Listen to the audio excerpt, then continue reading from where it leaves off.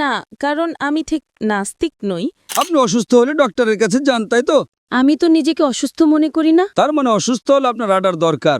আমার ধর্মই সেরা, আমার ধর্মই সেরা, এবং আমি এটা চাইনি। আপনি খুব ভালো ইংরেজি জানেন। ধর্ম ছাড়াও আমি একজন ভালো মানুষ হতে পারি।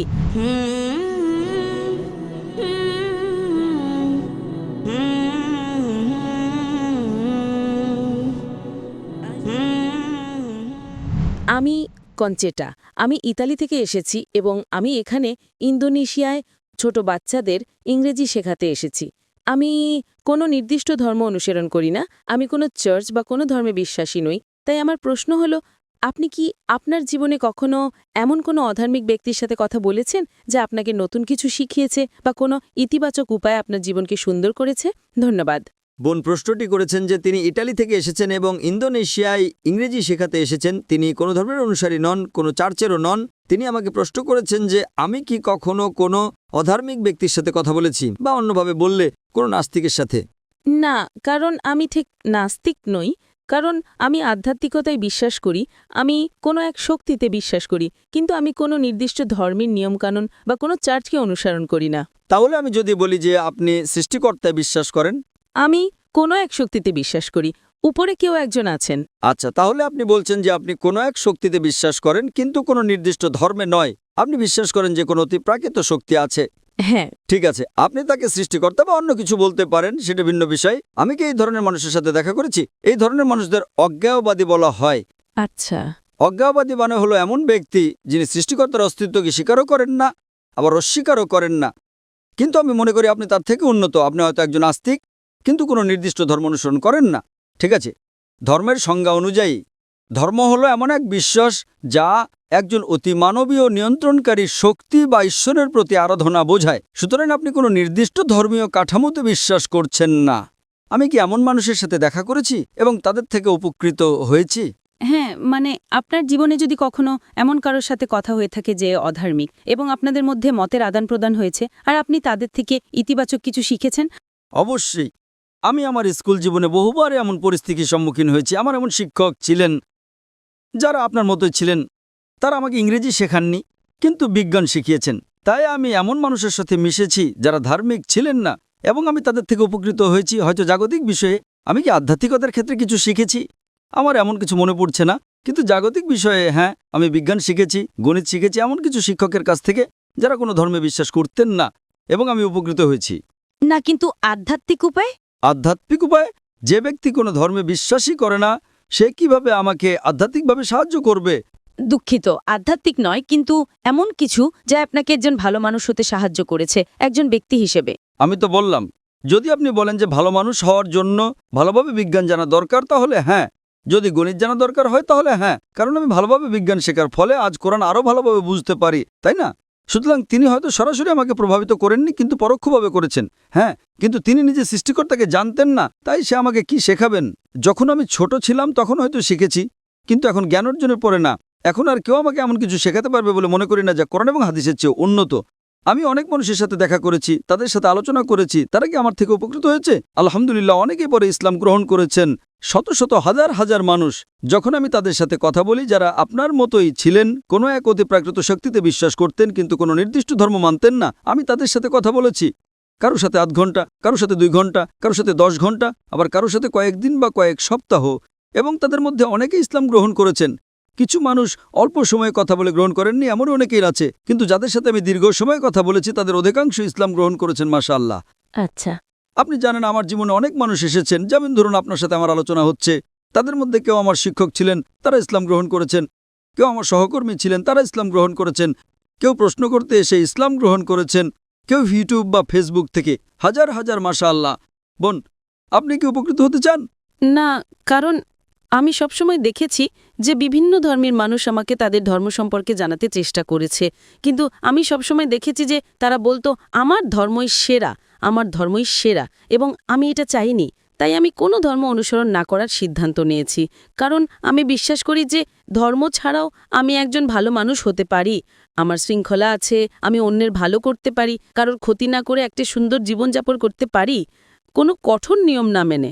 বোন, আপনি ইংরেজি ভাষার শিক্ষিকা, তাই না? শুধু এখানে ইন্দোনেশিয়া একটা অভিজ্ঞতার জন্য। ইন্দোনেশিয়ায় এখন আমি যখন ইংরেজি বর্ণমালা শিখেছি আমি জানি তার ক্রম হলো ABCD। না না না না BAZYD। আপনি কি না মানবেন? না, কেন? আপনি তো বলবেন আমি সঠিক। এটা ঠিক না ভুল? ABCD ছাড়া কি ইংরেজি শেখার অন্য কোনো উপায় আছে? কারণ আপনি জানেন এর একটাই উপায়, শুধু একটাই। আপনি বলতে পারেন না ZADPL। আপনি কি বলতে পারেন? যদি 10 জন লোক এসে আপনাকে বলে চলুন ইংরেজিতে বর্ণমালা শিখি ZYAL, আপনি কি রাজি হবেন? আপনি কি বলবেন আমি সঠিক কিনা? কেন? কিন্তু আমি কি করে জানব যে একজন অধার্মিক পটভূমি থেকে আসা মানুষ আপনার পথটাই সঠিক পথ? আপনি খুব ভালো ইংরেজি জানেন, তাই না? আপনি আপনার ইংরেজি গান নিয়ে আত্মবিশ্বাসী। হ্যাঁ, আপনি কি 100% নিশ্চিত? আমি ইংরেজিতে পারদর্শী, কিন্তু আমার মাতৃভাষা ইতালিয়ান। কিন্তু আপনি জানেন যে ইংরেজি মানে ABCD, অন্য কোনো পথ নেই, তাই না? 100% নিশ্চিত, কারণ আপনি ইংরেজি জানেন। আপনি ইংরেজিতে একজন বিশেষজ্ঞ। আপনি ইতালিয়ানও আরো ভালো বিশেষজ্ঞ হতে পারেন, কিন্তু আপনি ইংরেজিতে বিশেষজ্ঞ, তাই না? ঠিক তেমনি ভাবে বোন, আমার পদ্ধতি ভিন্ন। আমি বলি আপনি আমাকে ইসলামের চেয়ে ভালো কোনো ধর্ম দেখান, আমি আজই তা গ্রহণ করব, কারণ আমি তুলনামূলক ধর্মতত্ত্বের একজন বিশেষজ্ঞ। আমি খ্রিস্টান ধর্ম, হিন্দু ধর্ম, বৌদ্ধ ধর্ম, ইসলাম, শিখ ধর্ম, পার্সি ধর্ম এবং আরও অনেক ধর্ম নিয়ে পড়াশোনা করেছি। তাই এখন আমি তুলনামূলক ধর্মতত্ত্বের একজন বিশেষজ্ঞ। আমি বলছি আপনি আমাকে এর চেয়ে ভালো কোনো ধর্ম দেখান, আমি আজই তা গ্রহণ করব। কিন্তু ধর্মহীনতা সম্পর্কে আপনার কি মত? ঠিক আছে, আপনি আমাকে ধর্মহীনতাকে ইসলামের চেয়ে ভালো প্রমাণ করে দেখান, আমি মেনে নেব।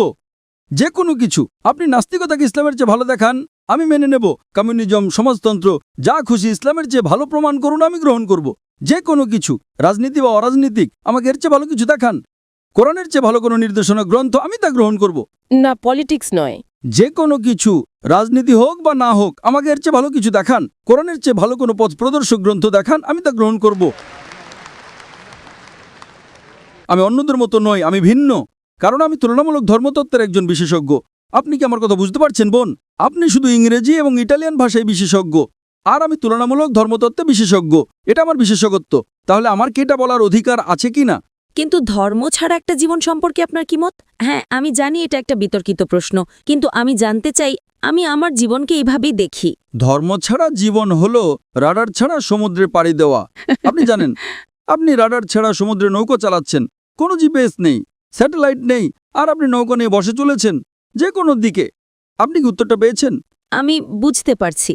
হ্যাঁ, আপনি বুঝতে পারছেন। তাই এখন আপনাকে আপনার রাডার বেছে নিতে হবে।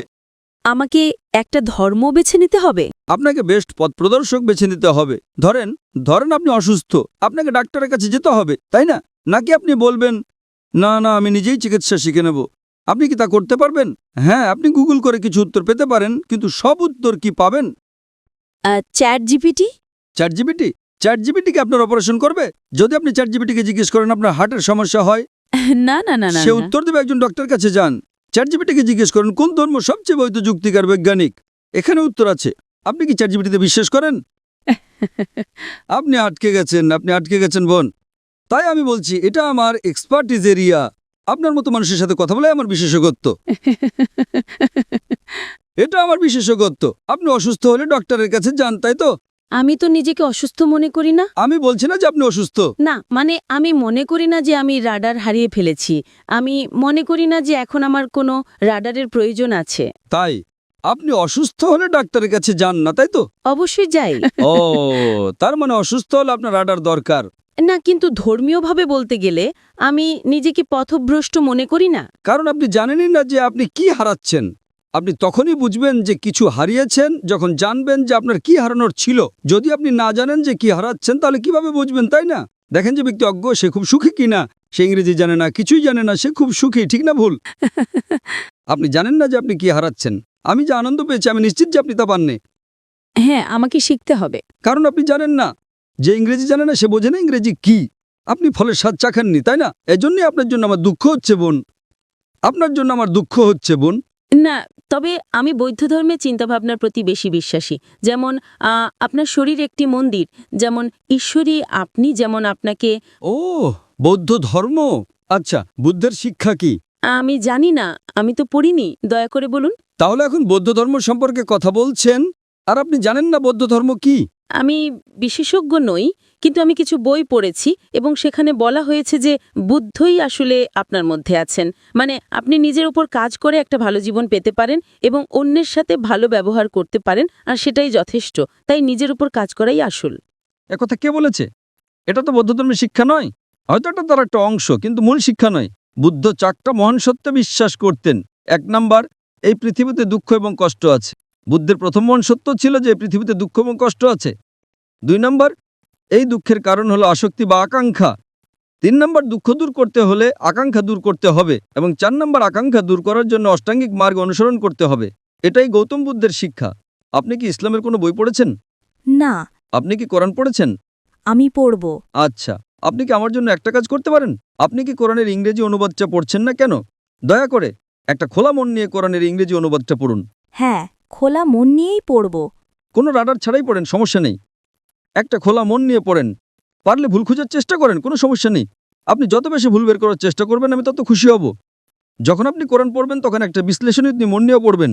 কোরআনে ভুল খুঁজে বের করার চেষ্টা করেন, কোনো সমস্যা নেই। কোরআন নিজেই চ্যালেঞ্জ করে যে এর মধ্যে কোনো ভুল বের করা সম্ভব নয়। তাই আপনি ভুল খোঁজার চেষ্টা করেন। হয়তো আপনার কিছু ভুল মনে হতে পারে, তখন আপনি আমাকে জিজ্ঞেস করতে পারেন, আর আমি আপনাকে বলবো সেটা ভুল কিনা। কারণ এটাই আমার এক্সপার্টিজের জায়গা। তাই আপনি যে ভাষায় বোঝেন সেই ভাষায় কোরআন পড়ুন, ইটালীয় বা ইংরেজি। ইংরেজি ভালো হবে। আমি আপনাকে আব্দুল্লাহ ইউসুফ আলীর অনুবাদটা পড়তে অনুরোধ করছি। আমি আয়োজকদের অনুরোধ করব যদি তারা বোনকে একটা কপি ঘম্পি দিতে পারেন। আপনি কি এতে সই করে দেবেন? ইনশাআল্লাহ আমি সাইন করে দেব। ধন্যবাদ। অনুষ্ঠানের শেষে আমি আয়োজকদের অনুরোধ করব যদি আব্দুল্লাহ ইউসুফ আলীর ইংরেজি অনুবাদটা পাওয়া যায়, ইনশাআল্লাহ। যদি না পাওয়া যায় আপনি আপনার ঠিকানা ভলেন্টিয়ারদের কাছে দিয়ে যেতে পারেন, আমরা পাঠিয়ে দেব। যদি এখন পাওয়া যায় আমরা এখনই আপনাকে দেব, ইনশাআল্লাহ। ঠিক আছে বোন, আপনি এটা পড়ুন এবং আমি আল্লাহর কাছে প্রার্থনা করি যেন তিনি আপনাকে সঠিক পথ দেখান। আপনাকে অনেক ধন্যবাদ। আপনাকেও স্বাগতম বোন।